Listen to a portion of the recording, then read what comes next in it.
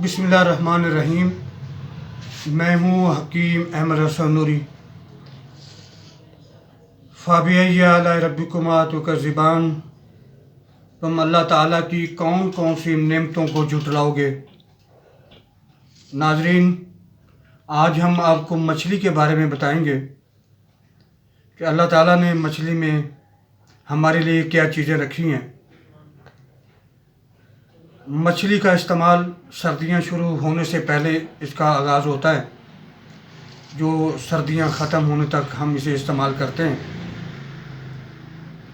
आज हम इसके मिजाज के बारे में भी आपको बताएंगे और इसके फ़ायदे क्या हैं वो भी बताएंगे।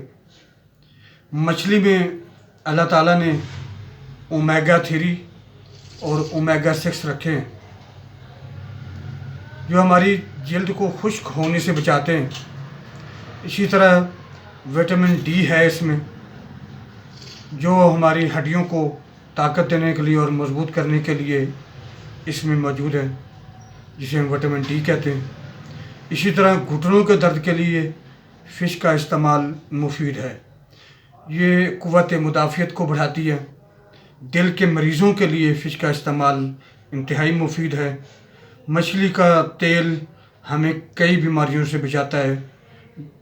इसी तरह नज़ला, ज़ुकाम, खांसी, फेफड़ों के अमराज वगैरह के लिए इसका इस्तेमाल मुफीद है और ये हमें इन बीमारियों से महफूज रखता है। असाबी कमज़ोरी के लिए इसका इस्तेमाल ज़रूरी है। इसी तरह ये हमारे जो वज़न है उसको मुतवाज़न रखने के लिए मछली का इस्तेमाल मुफीद है। इसी तरह ये कोलेस्ट्रॉल की सतह को कायम रखता है। नाज़रीन, अबू अली सीना एक साइंसदान और बहुत बड़ा नाम तिब की दुनिया में, उनके मुताबिक फ़िश का मिजाज सर्द तर है।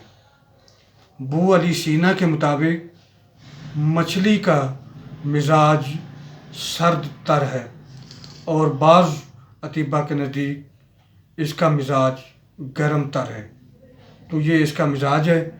हमें मछली का इस्तेमाल ज़रूर करना चाहिए। इसके इस्तेमाल से हम कई बीमारियों से बच सकते हैं। जज़ाकल्लाह।